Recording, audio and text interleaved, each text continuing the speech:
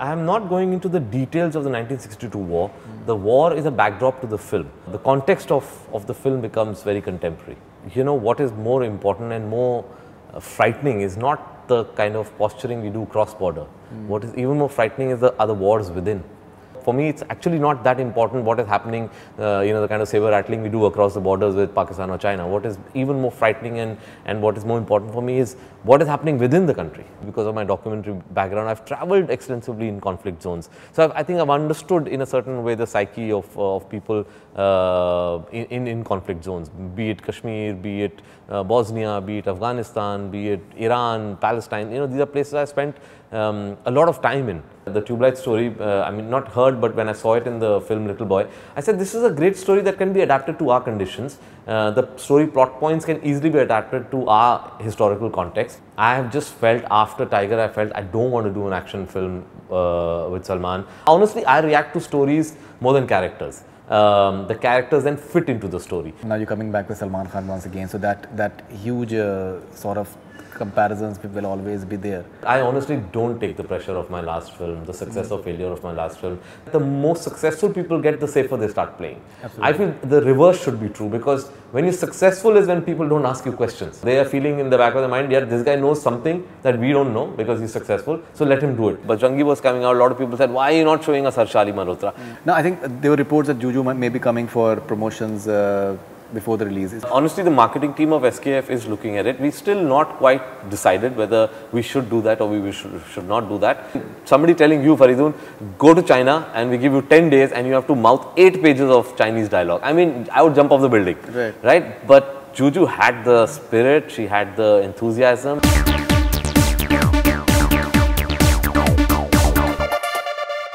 Hi, this is Kabir Khan and you're watching me on Bollywood Hungama. ये जंग एक रोज़ ख़त्म होगी, बस हमें यकीन जलाए रखना होगा. Well, that's a very important dialogue in the teaser of Tube Light. And when you are looking forward to a Kabir Khan film, obviously you're looking forward to some wonderful entertainment. But at the same time, there's a subtext that he layers all his movies in a very wonderful way, and that is something that one looks forward to. So first of all, Kabir, pleasure having you back on Bollywood Hungama.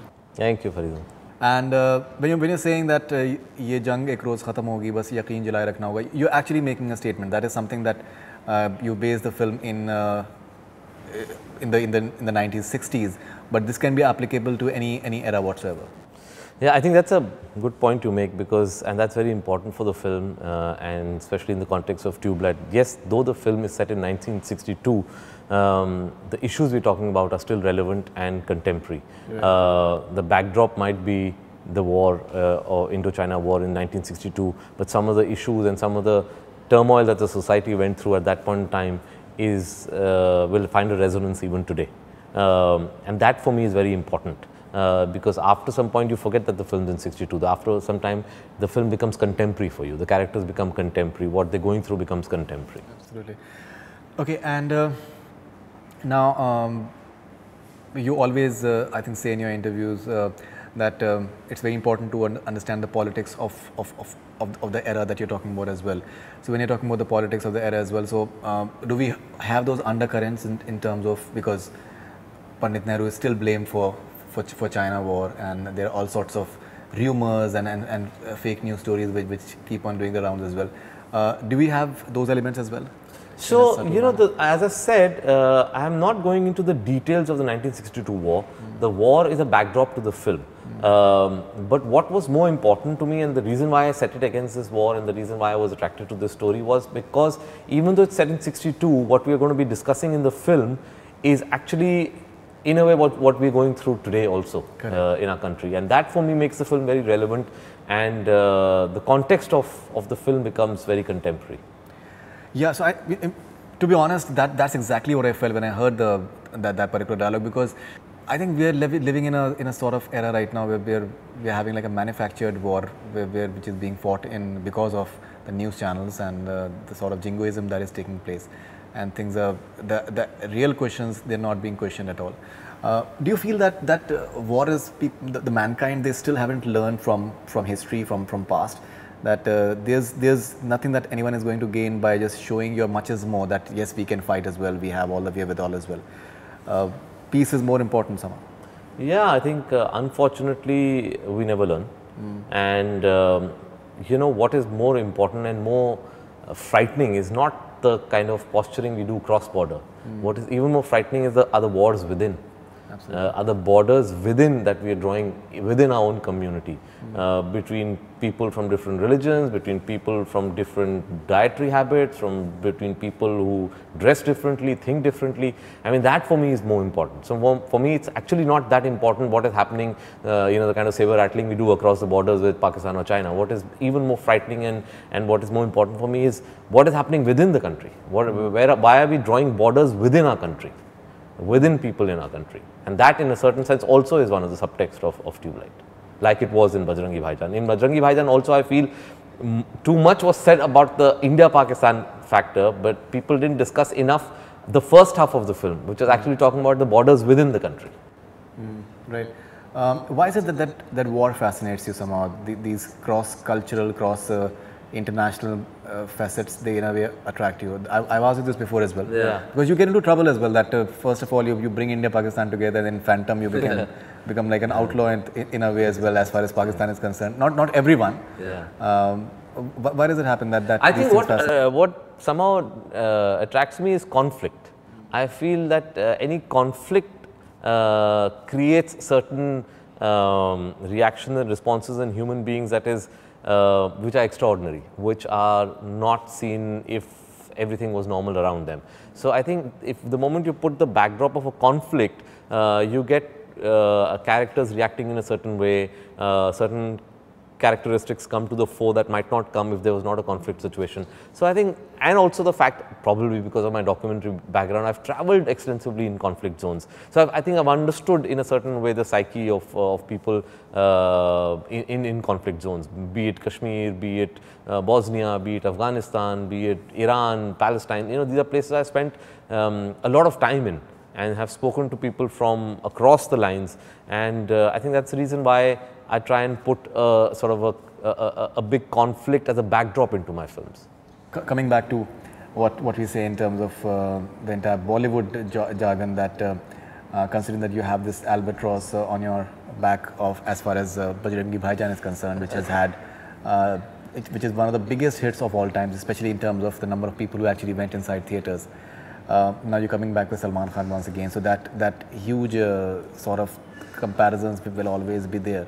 And it's Eid once again. So how are you planning to deal with? I honestly, I know it seems like a sort of a rhetorical answer, but I honestly don't take the pressure of my last film, the success or failure of my last film, because I think if we do that, then we take wrong decisions. If I had taken the pressure of Ek Tha Tiger's huge commercial success, I might have taken wrong decisions. I might not have made Bajrangi Bhaijaan. I might have made another action film. Not because I wanted to make an action film, but because maybe I've come under the pressure. Hey, listen, Salman, action is doing well, like Tiger, so let me do another one.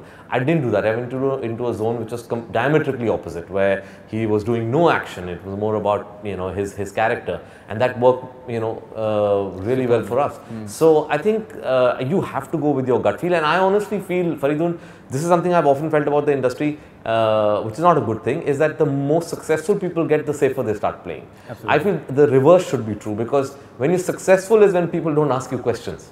When you're successful is you can actually do whatever you want and push boundaries, because at that point in time nobody is saying don't do this, yaar, ye mat karo. They are feeling in the back of their mind, yeah, this guy knows something that we don't know because he's successful, so let him do it.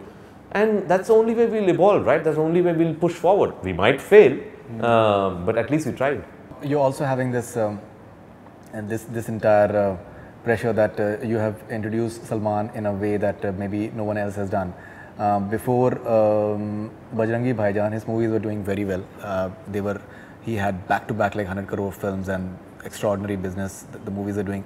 But there was this criticism that somehow his entire characterization is becoming a bit repetitive. You'll have 4 or 5 fight sequences, some hit songs will be there, he'll be fighting and he'll be romancing and that's about it. But he really evolved as an actor as far as Bajrangi Bhaijaan is concerned. He has done very phenomenal work earlier as well. But what he did in Bajrangi, maybe he has never done before. Then he followed it up with Sultan as well. In many ways, it was like a character-based stuff, and in spite of all the commercial paraphernalia, it still had that story attached to it. You see him evolve as an actor as well. How do you see his growth now? Because Tubelight, he's once again playing a character that he has never played before. True. Because he's not macho, he's not into fighting, say, 10 people at the same time. He's, in fact, he can come across as a weakling as well, but someone who can be really adorable and endearing as well. So how do you look at this entire? It's been an organic growth. I've read certain articles about how there's this great thought that has gone, and this great effort has been put together by me and Salman's marketing team to sort of reinvent him. It's not. It's just been a gut instinct. I have just felt after Tiger, I don't want to do an action film with Salman. I just felt Bajrangi was the right story. Honestly, I react to stories more than characters. The characters then fit into the story. So I said that this is a great story when it came to Bajrangi. Similarly, when I heard the Tubelight story, I mean not heard, but when I saw it in the film Little Boy, I said this is a great story that can be adapted to our conditions. The story plot points can easily be adapted to our historical context. And so it's a great story to be told. And then I reworked the character for Salman. So for me, it's never really been, no great intellectual analysis has gone into it. For me, it's really been a gut instinct that I think I would like to see Salman like this. And I think if the story works and the character works, people appreciate it. So, and I think Salman also probably, you're right, that, he was also probably finding himself doing repetitive stuff. I don't think he was enjoying doing that same, action, a couple of songs and some humor thrown in a routine, very exciting. And he decided to push boundaries. I think post Bajrangi, he also realized that people are going to accept him with open arms, right? Because Bajrangi did become his biggest film by miles when you take into consideration his action films. And I think that's the reason why he stepped into Tubelight, which is radically more different than Bajrangi. I think he's gone 5 steps ahead in terms of the character that he's attempted. It's the most difficult character I think that he's ever attempted in his life, and the film really rests on that character. If you identify with that character, the film will work for you. If you don't identify with this character, the film cannot work for you. Okay. Now, you've repeatedly said about this factor that say whatever issues you had with Salman during Tiger, and then you made sure that you were completely in control as far as Bajrangi's Bhaijaan is concerned. Now we are having Tubelight. Many would say that you wanted, I think, Akshay Kumar to play the brother's part. There is Suhail is there. He's a fine actor as well. But is it a bit of a compromise? No, firstly, I don't know where this Akshay Kumar thing came up from. I never ever said that. It's not correct. No, the question that was asked to me was that were you considering other actors? To which I said yes, of course we were considering other actors when we were writing the character. But I think once I met Suhail and I the moment I saw the kind of chemistry that Suhail and Salman have, it was a no-brainer for me, because the thing is that if I had taken in any other actor, I would have spent in the screenplay at least 4 to 5 scenes to build up the chemistry between the two brothers, to make the audience believe that, see, these guys really love each other. But with Suhail, it was in one shot, and you see that love. And you can proceed with your storytelling. You don't need to sort of waste time in developing that relationship. So I think Suhail's been a great asset in this film. Apart from the fact that I think his character is really a dignified character in this film, and he's done a great job in the performance that he's given me. Really understated, very very true to the character. Right. Has never tried to jump out of the character and do anything which is heroic or macho or anything that the character would not do in a real situation. So I think that's something I'm really looking forward to, for the audience to see that bond between the two brothers. Okay, you're not considering Akshay Kumar at all? Not at all. Okay. Yeah. Now, one I think very important aspect is that since you're talking about the little boy where the movie has been inspired from, the boy's name I believe is Mateen, from what I understand.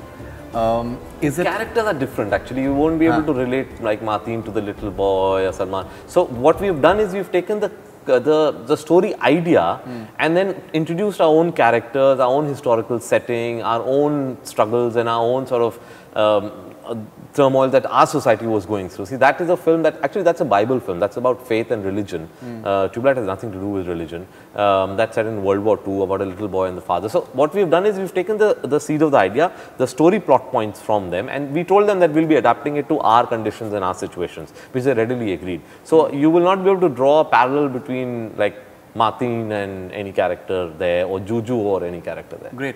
Now, but we still haven't seen, we've just seen, I think, very brief glimpses of the little boy so far in the promos. Do you feel that it's going to be like a surprise package for people once they walk into the theatres? I see people. I've been reading these reports also about on Twitter and Facebook. Why are you not showing more of Juju? Why are you not? I honestly believe that as a filmmaker, we should hold some cards close to our chest. I don't believe in exposing everything because I think you destroy the mystique and the mystery of a film. If similarly, it was when Bajrangi was coming out, a lot of people said, why are you not showing us Harshali Malhotra? I think if Harshali had come in front of the cameras before the film released, her entire enigma of that girl would have been destroyed. Absolutely.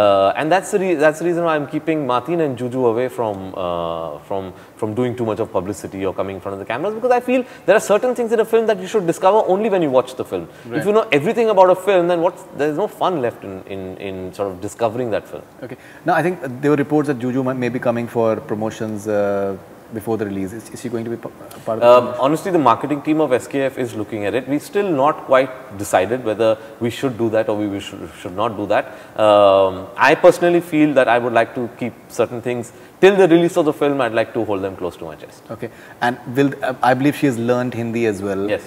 And there's a romantic angle between her and Salman? I won't be able to say all that because that I think again is something you should discover in the film, whether there is or there isn't. But yes, I can speak about the great effort that she put in to learn Hindi, to be able to speak Hindi in the film. I think imagine somebody telling you, Faridun, go to China and we give you 10 days and you have to mouth 8 pages of Chinese dialogue. I mean, I would jump off the building, right? But Juju had the spirit, she had the enthusiasm, and she really sat down and worked on that, and it's amazing what she's pulled off because she's playing a Chinese character who's actually lived in India. In 1962, not many of us know, but there were thousands of Chinese who lived in India. There were people, Chinese trader families who had come to India in the 1850s, 1860s and had been like 4th generation, 5th generation, born in India, spoke Hindi. Unfortunately, certain situations happened and certain things happened in the 62 war, which led to a mass exodus of these people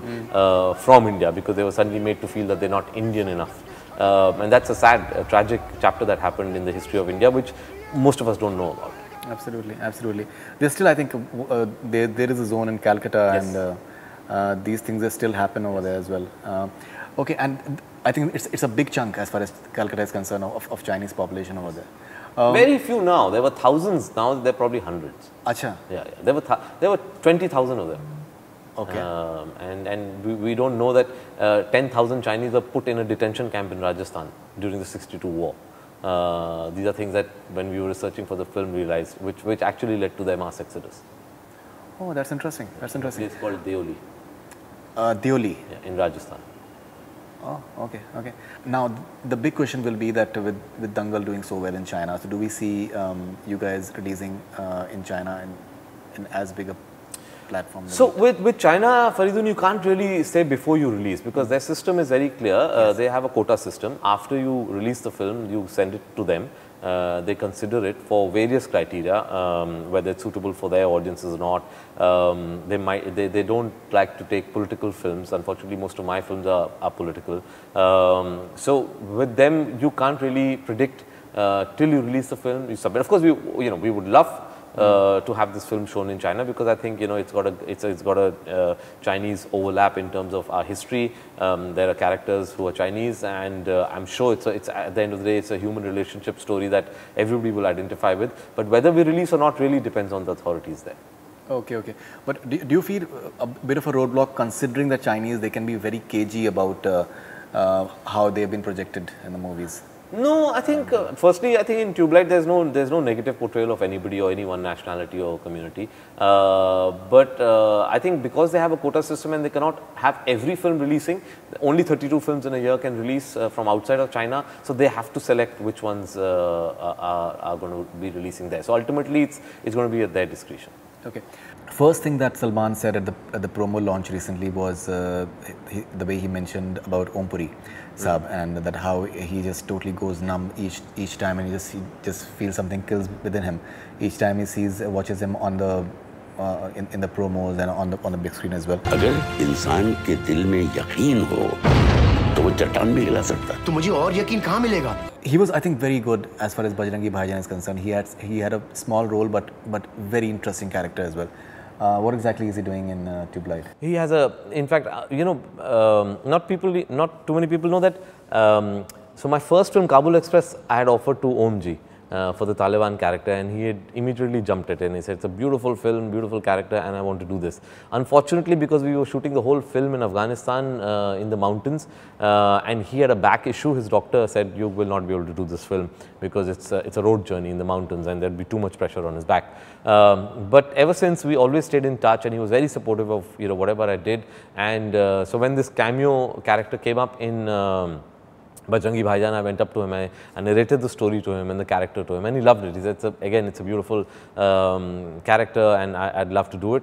But that was just about 4-5 days of shooting. And at that point, he said, in the next film, I'm going to do a bigger role. So when I was writing the screenplay of Tube Light, I wrote in a much larger role for him. It's again a beautiful character, and he's, I mean, I think Omji always is the voice of reason in all my films, and unfortunately, this turned out to be his last film, and his presence on the set was something that we all really missed, because he was you could hear Omji's laugh like miles before he entered the set, and that he had this Punjabiyat where he would come and give you that big hug in the morning, and then he would bring his son Ishan with him, and Ishan and I would sit and chat for hours. Ishan would always be sitting behind me or at the monitor, and he was just such a warm person, and that when that happened, it was a big blow for all of us on the set. Absolutely. Now, you said that he's been a voice of reason in all your films, but when he tried to be a voice of reason in real life, the way he was provoked, he was not well, and still the way he was provoked, and then after that, the way he was ridiculed. Do you feel sad that a man of such a great stature, like the Oscars mein unka आया तो everyone noticed that what sort of credibility that man had, and the way even after his death, the way he was trolled was extremely sad and in a very bad taste. Do you feel sad that someone like him, first of all, he was misinterpreted and provoked? He was definitely provoked. Do you feel sad about it? Of course I do, because we've come into an age where these news channels are basically wanting to do this. They're only trying to provoke. They wanted that. They provoke, they take things out of context, they take things without taking the complete context of it, and then just try and just pinpoint you on 2-3 words spoken. And suddenly debate and dissent has become anti-national, and they start screaming and shouting themselves hoarse. I mean, they are our news anchors have become caricatures. And honestly, for me, they're a bunch of buffoons who basically, after cheap TRPs and ratings, there's nothing called news left on our news channels. They are low-cost reality entertainment channels with background music thrown in, with all kinds of commentary thrown in. I mean, there's nothing which can resemble news anymore. Right. So, and on top of that, they're disrespectful to, be able to actually talk about an icon of our country in the context which they did and the way they did. It just shows their upbringing. It shows their value system. So, of course, one feels sad about it. Of course, one feels completely disgusted by what has become of the news channels. And I feel that still enough has not been spoken about, I think, Om Puri. I think a lot more should have been spoken. People expressed their sadness and all those things, but the fact is, I think he still deserves much more, because he did. I think he brought a lot of laurels for the country, and as you rightly said, that he was the voice of reason in many other ways as well. No, forget that. Forget whether he got laurels. Forget whether he was somebody who was an icon or not, and forget even if he was saying something wrong. There's a certain level at which a debate needs to be conducted. Right? You don't go below the belt, you don't become disrespectful. The man could be saying something that you just don't agree with, but there's a certain level at which you discuss and debate with a person. You don't become screaming buffoons, frothing at your mouth if somebody is not agreeing with your point. The point is, there's a certain civility and certain, there's certain rules to engagement. about anything. And these people have thrown everything out of the window. Right. For TRPs, they'll do. They'll do anything for TRPs. Anything. Almost. In fact, just instead of asking the right sort of questions, they'll just circumlocate and ask. If tomorrow somebody tells them that, you know, dance on the table and strip your coat and throw it off for TRPs, they'll probably try that also. Nothing's going to hold them back. Absolutely. You always, I think, concentrate a lot as far as your locations as well as your camera work. Both are looking outstanding as far as Tube Light is concerned. So could you talk more about that?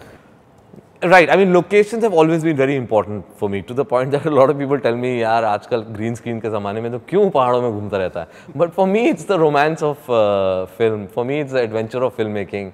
I love locations. For me, my locations are like characters in my film. I really genuinely feel there are certain stories. Without those characters, you cannot tell that story. You cannot tell the story of Kabul Express in any other place but Afghanistan. You cannot, you know, get the emotion of a scene if the location is not correct for me. I'm not a great fan of sets. In fact, I often say that my creative juices just dry up when I'm on set. So I need to be on location. I need to feel the wind. I need to feel the sun, and I react a lot to location. So like I could be planning a lot of things before I'm on location. The moment I'm on location and I see the sun in a certain way, the light falling in a certain way, I completely change it around. And thankfully, my director of photography, Aseem Mishra, who's been with me for years, also thinks the same. We've both been documentary filmmakers. We've shot extensively in locations all over the world. So I think we react instinctively and react very fast to situations on set. Now, one very eagerly awaited factor as far as Tube Light is concerned is that you're actually having Shah Rukh Khan along with in a cameo along with Salman Khan. That is happening, I think, after a long time. You've said in an interview that promises magical Salman Khan Shah Rukh Khan reunion. That's what you've said, I think, in one of the interviews. So could you please talk more about this magical? So I'm not going to tell you anything about the scene because that would be a spoiler, but all I can say is that, I actually most of the time find cameos gimmicky. I struggle a lot to say, should this be a cameo, should this, but often I've seen in films also, a superstar comes in a cameo and say, does this really help the film, does it really, is it needed? But somehow this character, when I was writing it, I just felt it was screaming for a superstar. It was screaming for somebody because there's a certain positioning of that character vis-a-vis Salman Khan. And if you need that positioning vis-a-vis a Salman Khan, how many people can do that, right? So we went to Shah Rukh. I mean, Shah Rukh is, of course, very close to Salman, and Shah Rukh is also somebody I've known since college days. He had given me his college notes to study. I sort of cleared my masters in filmmaking with his notes because we were in the same film school. Gauri and I were in Jamia. In Jamia. Okay. He was senior to me 2 years. Gauri and I have been dancing partners in a production called West Side Story. So sort of we go back a long way. So I think all these factors combined, he said yes immediately. And also it's a lovely character.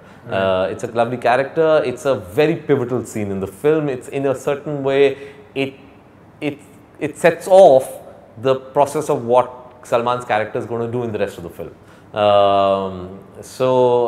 Yeah, I think it's going to be a treat to see Salman and Shah Rukh together on screen after 20 years. Right. It's a beautiful scene, and yeah, I'm really looking forward to the audience reaction to that one. Yeah, it'll be like all CT moment. I've left a little lull in that scene just so that people can scream, shout, whistle and settle down before I go forward, because I know what's going to happen in the theatres. There's going to be mayhem when the two of them come together. Great. Okay, and now Kapil, we've taken a few questions from your fans, so let's see what they have to say as well. This is the name is Notorious_Heart. The name is not there. Naam se dar lag raha hai. Okay, then the question is, can you please ask when is Juju coming to India and what is the status of China release? So I think you've already spoken about that. Yeah, I'm not clear about the date on Juju's arrival. I've just been so busy with the post-production, but the SKF team will know that. She'll come before the... I think so, yes, definitely. She will. I'm not planning to expose her too much to the media before release, but yeah, I just feel it works better for the film. Absolutely. As far as China is concerned, I've already spoken about the release. Right. Okay, this is from Noida B_Lakshman. Is he going again to direct? The English is all over the place. Basically, what he's trying to say is, will you be working in Salman in forthcoming film as well? So, can't say. It all depends on whether I get a story that I get excited about and he gets excited about equally, right? When I was doing Tiger, I didn't know I'm doing Bajrangi. When I was doing Bajrangi, I didn't know I'm doing Tubelight. So, ultimately, I could get a story tomorrow that we both get excited about and definitely would work together. We might not get it for the next 2 years. You never know. So, it ultimately all depends on a story that we both get excited about. Right. This is Mahir. Hi Kabir sir, this is Abdullah from Afghanistan. Mahir Khiladi naam hai inka. Abdullah from Afghanistan. Any chances of you shooting your upcoming films in Afghanistan again? No, none of the stories that I have right now would need to be shot in Afghanistan. But if I get a story that needs to be shot in Afghanistan, I'd definitely be there because I don't like cheating locations. I like shooting in real locations, and Afghanistan is anyway a country which you know, I've shot in extensively. My first film was shot over there. I have you know, great friends over there in Kabul. So of course, given a chance, I'd definitely come back. But don't you feel at times a bit afraid that you shot Phantom, I think, in some really dangerous locations? Yeah, see, the thing is, people do say that. John used to call me a suicide bomber. Right. But having said that, I don't venture into an area unless I really know that it's safe. It could be close to danger. I mean, yes, we were shooting Phantom on the border with Syria when the problems were there, but I knew where we were shooting is safe. Because I wouldn't be so stupid to, you know, take in 100 people, 150 people and expose them to danger. It's not like my documentary days where I would expose myself to danger, but then we were just 2 or 3 people and we knew what we were doing and we would go in, right? But I'm not going to take 150 people in to some place and expose them to, you know, danger that could be fatal also, just to get cheap thrills out of it. No. Sure. So it's always been a very informed and calculated risk that I've taken. Okay, Mohammad Sardar from Erbil, Iraq. Tell us something about your upcoming film. Is it with Hrithik? You're doing a film with Hrithik? No, there's been a lot of talk about, see, the thing is, of course, I've spoken with Hrithik and discussed many projects with him, but I have discussed projects with many other actors also. And as I said, you know, ultimately films together only when the two energies come together immediately and we react to something and say, hey, this is really interesting, let's do this. So the point is that we still haven't found that. And the day we find it, of course, I would love to work with Hrithik. Who wouldn't want to work with Hrithik or with Shah Rukh or with Amir, you know. So, but it's a question of finding the right project. Right. The moment that happens, I'll definitely work with it. Okay, this is Asri from Malaysia. Juju looks beautiful. Whose idea was it to cast her? How important is her character to the story? Juju's character is very important in the story. She's one of the pillars of Tubelight. And we found her after we auditioned a lot of people and met a lot of people in China, a lot of actors. We were looking for certain elements, certain traits in the person. One, of course, is that she speaks beautiful English, so there's no problem in communication. Secondly, you know, somebody who had that passion and enthusiasm to come and jump into a foreign film. Not many people have that courage to do that, right? But she has that right attitude. I think Juju is the sort of girl who's looking for new challenges and new adventures, and she loved the story and the script and her character, and she said, okay, I think this is something I definitely want to do, and we're really glad because she's brought in a lot to the film. Okay, and the fact that, you know, I think no Chinese actress has ever worked in Indian movies, and that too actually living in China. Yeah. So that is something that can be something really to look forward to. Yeah, she's definitely something people will enjoy in the film. Yeah, sure. And she's, of course, she's absolutely gorgeous. Okay, this is Joshua from Madurai, India. Did Tubelight, okay, the English is, okay, will Tubelight fulfill the expectations like Bajrangi Bhaijaan? I'm happy with the film. See, before a film releases, I don't think anybody can predict the business of a film. So if he's talking about business, I don't know. I think nobody can predict. But whether it's about the gut feel that I had, like the kind of satisfaction I had with Bajrangi as a director, I have that similar satisfaction with Tubelight. Now it's up to the audience whether they identify with my vision or they don't identify with my vision, and how many identify, and do I get the same kind of love that I got for Bajrangi. Right. Okay, this is Abdullah from Samastipur. Say something about the role of SRK in Tubelight Ki Eid. That is, you've already, I think, spoken about Discover that. it. Come see the film. Right. You've also made a film with SRK for Delhi, Dubai tourism as well. Yes, right. that's right. That's so right. many people have been asking that when can we possibly see you directing him? Again, as I said, Shah Rukh is the only person I knew in this entire film industry when I landed up in Bombay. I didn't know a single person except Shah Rukh. So a lot of people ask me, I say, why is there no film with Shah Rukh? I would love to work with Shah Rukh. I mean, I think he's a brilliant actor. I think he's somebody who really gives a lot to his films. His worldview is something I agree with. So I think it definitely would love to work with him. But again, we have to get that story and the script that excites both of us. Absolutely. Nadir Sheikh from Jamnagar, Gujarat. You were completely satisfied with the outcome of Bajrangi Bhaijaan. Can same be said for Tubelight? Yes, as a director, I'm absolutely satisfied with Tubelight because as a director, you have a certain vision, and when you make the film, you realize, okay, has that vision? Have you been able to capture it 100% what you wanted, or did it fall short? Sometimes it falls short. Because so many elements go into a film and not everything is in your control, and sometimes it's unfortunate things don't fall into place, but sometimes everything begins to fall into place and you can sense that, and with Tubelight I can sense that, and that's the reason why I'm really happy about the film. Okay, I think on this couch itself, before Bajrangi Bhaijaan, that is it the best performance of Salman Khan? So you had said that it is the best performance of Salman Khan as far as Bajrangi Bhaijaan is concerned. So now I'm once again asking you that is Tubelight the best performance? By miles. By miles. By miles. मेरा नाम है Lakshman Singh Bisht. I was surprised by what he did. It's a very difficult. Bajrangi is a much easier character because Bajrangi is basically dipping into his. He's got a very endearing, charming quality, right? It's just basically trying to bring that to fore and making it a little more real. Tubelight, again, without going into details, is a different character. Of course, also at the end of the day, it's by far, I think, his most endearing character ever. But it's, as an actor, you have to bring a certain craft to this. Absolutely. You have to really dig deep into your craft and bring it forward. And I remember the first scene that I shot. I actually threw him into the deep end. I shot the climax of the film as the first scene I shot with him. I said, let's just dive in and see what happens. We were shooting this in Ladakh, and the light was going down, and I was saying, okay, let's start rolling. And Salman disappeared as in he's just nowhere to be found. And I'm saying, where is Salman? Where is Salman? And said, okay, no, maybe he's in the vanity, maybe he's gone to the loo. And about 40 minutes, I said, where is Salman disappeared? And then he came, and he was not engaging too much, and he was obviously thinking. I said, and I gave him the few things that I have in mind. I anyway don't over direct. I let actors do, especially somebody like Salman. He brings a lot to the character. I said, okay, you remember all that, just give him a few tips. He said, yeah.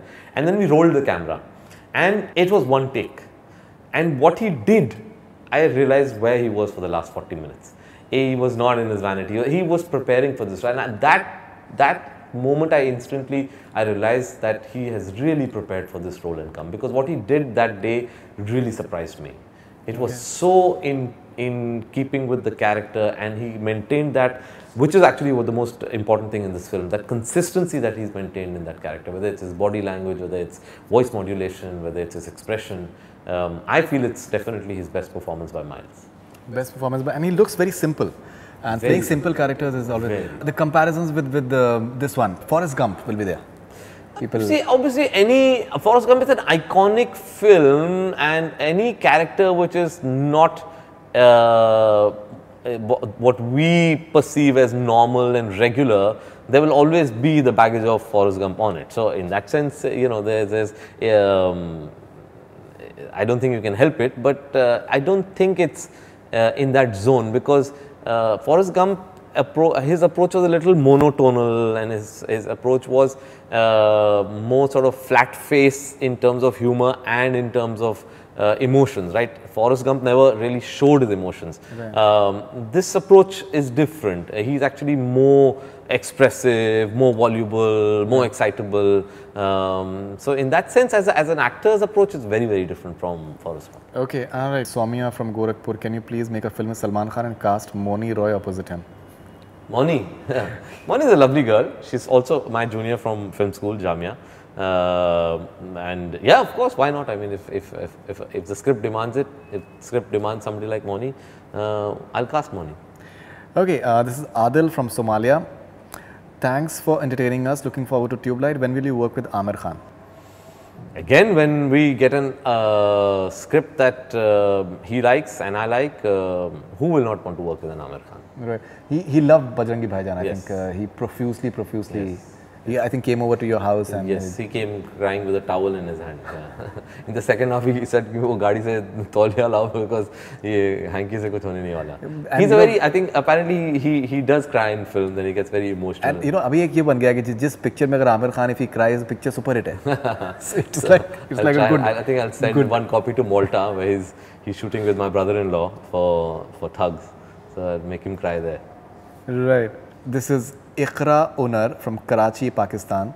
Would you like to direct Ranveer Singh? Of course. I think he's one of the most exciting actors of the new generation. Has this great energy, and I would love to do a film with Ranveer. Okay, this is Harsh. Actors you want to work with in future? Oh, there are so many, right? I mean, we've already spoken about Aamir and Shah Rukh, and we just spoke about Ranveer Singh. Ranbir Kapoor, I think one of the finest actors of this industry. Akshay Kumar is a very exciting actor. I've always loved his energy, and would like to do a film, definitely something with Akshay, because I think he has a certain earthiness, which not too many people in this industry have. So yeah, all these actors are people I'd love to work with. Okay, the next one is Atish from Pune. Is any song of Arijit Singh in Tube Light? No, we don't have Arijit in any of the songs in Tube Light. We have Rahat, we have KK, we have Atif. But yeah, we don't have Arijit. Right. Okay. This is interesting. This is Pratik from Sydney. A documentary which you always wanted to make but haven't got the opportunity yet. A documentary that I always wanted to make, it's a documentary that I left midway before Kabul Express. We had short parts of it, and it was a documentary where we were traveling across the Islamic world, across Islamic countries, and just trying to explore what is this whole new, issue that everybody's talking about jihad. What does it mean to people? What does it mean on the streets of Tehran, or the streets of Kuala Lumpur, or Jakarta, or Doha? What does it mean to them? Why has this suddenly become a topic of discussion all over the world? How is it affecting their lives? That's something I'd love to explore, because there are so many misconceptions about it. There are so many stereotypes about it that's a project I would love to undertake. Right, and somehow everyone gets clubbed by. Totally. In that, because it's a huge world and there are a huge number of people. There's a huge world. At the same time, what we don't realize is there's actually no world. Actually, if you go across from east to west or west to east in the so-called Islamic world, every neighboring country is fighting with each other. Yeah. There is no contiguous Islamic world. Yeah. Everybody has their own issues. Everybody has their own problems. Sects as well. So that is a stereotype. Also, you have to break that. There is this one big Islamic world out there. There's no one Islamic world. Absolutely. Okay, there was a blast in a mosque in Kuwait. Yes. Only like a couple of days back. So. Yes. Okay. Yeah, we forget. So, I mean, which is the nationality which the Taliban killed the maximum? The Afghans. Absolutely. 50,000 people have died of terrorist attacks in Pakistan. So, I mean, what we forget is that it's not only about religion. There are so many other political reasons that go into all of this, and it's very easy. It's very important to understand all that. It's very important to understand. That's true. That's a big one. Sayyid Ubaid from Hyderabad. Can Kabir sir have any script for 3 Khans in one film? If I have a script, does any producer have the money for them? That would be a big one. Okay, this is interesting. Hanita from Burma. What is the one mistake most filmmakers make regardless of experience? Indulgence. I think every filmmaker, all of us sometimes give into indulgence. We sometimes are not able to have that objective distance from our film and see it and say, okay, I think it's necessary for this to go, or we should not do this. I think that's something all of us indulge in once in a while, and that can sometimes lead to failure. Okay. This is Sandy from Bhubaneswar. How many songs in the movie? There's 6 songs. 6 songs. 6 songs in the film. And I think 3 have come out yet. 3 have come out. Marketing wise, I think we'll release 4 or maybe 5. I think 4 is what we'll release. I think what we did for Bajrangi. Okay, and has Preetham delivered all the songs? That's the $1 million question that every filmmaker That's has. a ongoing process with Preetham. Preetham delivers till the film has to go into the theatres. Okay. All right, this is Anmol from Chandigarh. I love your documentaries. Please give us some hint about your documentary with SRK. I believe he's It's not a documentary. We did a film. short film with Shah Rukh for Dubai Tourism. As everybody knows, he is a brand ambassador for Dubai Tourism. So we did a small little film with him last month, which we shot in Dubai. Okay. And when is it releasing? I think it's sometime in August. Sometime in August. Handle is Papu Pav. If Pavana is not correct, then Papu Pav is the handle. Okay. Would you like to do a film with Shah Rukh? That you answered millions of times. And what is the reason you do more films with Salman Khan? See, there is one element is the fact that you become a team, right? Sometimes you when your creative energies are correct and you have a relationship while making a film, then you tend to give that person also the first right of refusal to an idea that you have, especially if the person fits in. And then at the end of the day, Salman is a superstar, right? So who would not want to have a Salman in their film if he fits the character? So that is the reason why I think we've on the trot done 3 films which I feel he fitted the character, he was great for the character, he got enthused by the story. See, you also have to remember, Salman will not do any story I offer him. Absolutely. You know, if he does not identify with the character, he's not going to do the film with me. He'll say, get me something else, we'll do it. Similarly, he might have an idea, he might tell me, Kabir, ye karte hain. I'll say, no, Salman, this is not exciting me. So, you know, it's a process where the two of us discuss ideas, and when we get equally excited about an idea, it happens. It has so happened that in the past 5 years, 3 ideas have come and we've both really enjoyed it, and we went ahead and did it. Right. Now, you know, there are filmmakers who can fight till their last breath if they are not given a sequel to direct, and that too, which is like a hit one, and you've willingly given away Tiger to Ali Abbas Zafar. Why is it that you did not want to direct the sequel? I've never been excited by the idea of a sequel, Farid. I just feel that once I've made a film, my involvement with that character is over. Most of the times, I'm not saying this about every sequel, there are some great sequels that get made, and I think Tiger is absolutely a great franchise. It should be taken forward. But for me as a director, I often feel that sequels become business propositions. You know, otherwise we would make sequels for flop films also. We never make sequels of flop films. We only make sequels of hit films, because you know that, okay, it's a great, you know, Tiger 2 is on paper is going to be a hit, right? Because it already has that legacy of a great successful film and of characters that have already captured the imagination of the audience. But as a director, I don't get enthused by it. I have till date never been excited about any idea of a sequel. Okay, Kabir sir is busy, but we'll just utilize the opportunity for a rapid fire with him as well. So, rapid fire with Kabir Khan. Which is your favorite war film or war drama film of all times? Killing Fields. Killing Fields. Yeah. Okay. One movie in recent times that you really loved? Dangal. Okay. Your favorite backpack destination? Ladakh. Tibet and Ladakh, both. Tibet and Ladakh, okay. You've had Ladakh in Tube Light? Yeah, Ladakh I've shot extensively in Tube Light. And you've also shot Manali, but you wanted to originally shoot in Kashmir. Yes, I wanted to shoot in Kashmir. Unfortunately, the conditions didn't allow us to shoot there. Manali also is actually cheating for Kumaon. Okay. So it's not meant to be Manali in the film, it's Kumaon. Oh, okay. I couldn't find a suitable location. Kumaon Regiment. Yeah. Okay. Yeah, because it's Kumaon Regiment. Right. Okay. Your favorite food? Currently, I would say Japanese food is something that I really trip on. Okay. We've been to Japan together. You've seen me gorging the Japanese food. I don't know where you hide that that food, but okay.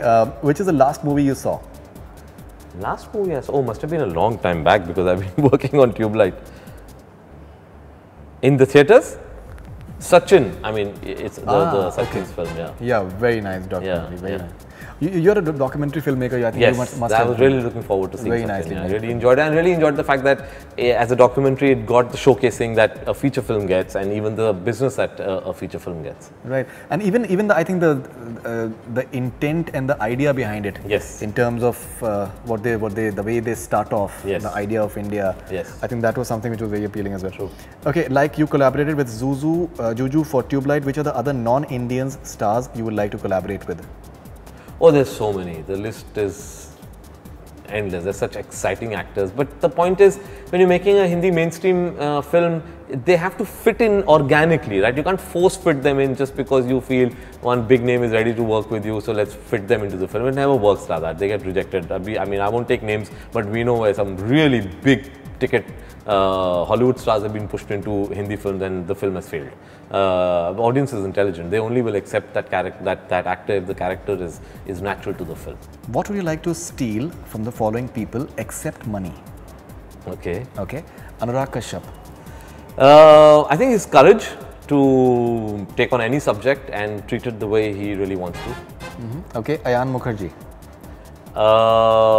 Apart from that, he's a lovely boy. Ayan has a great flair of storytelling, and I think that is something that I'm proud of him.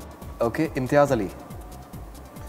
His ability to narrate love stories and yet make you feel every time you're watching there's something new about him.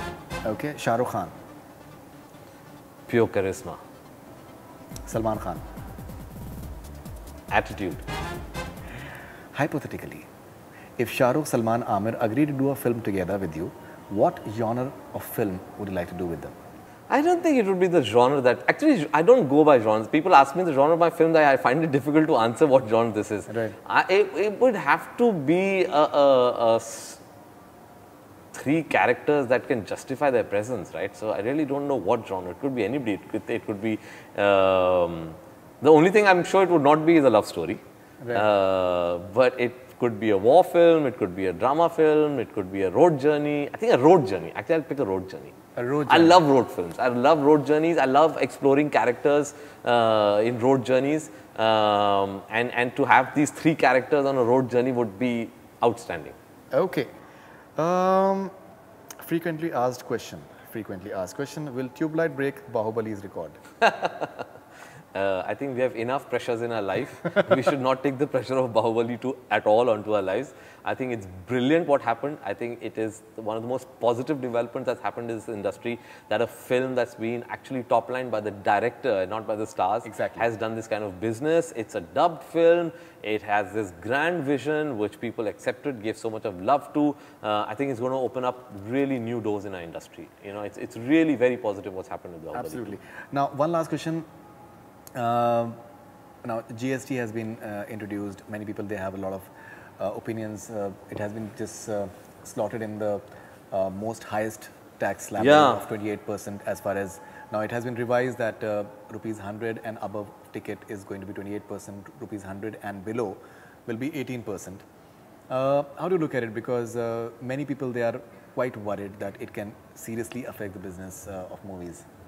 I do feel so. I think this sort of heavy taxation on the entertainment industry is not really warranted, because I think unfortunately there's an erroneous perception, I think, in the powers that be, that everybody in the film industry is making a lot of money. I'm not disputing the fact that there are people making a lot of money and there are big films that are making a lot of money, but there are also hundreds of small films, small producers that need support.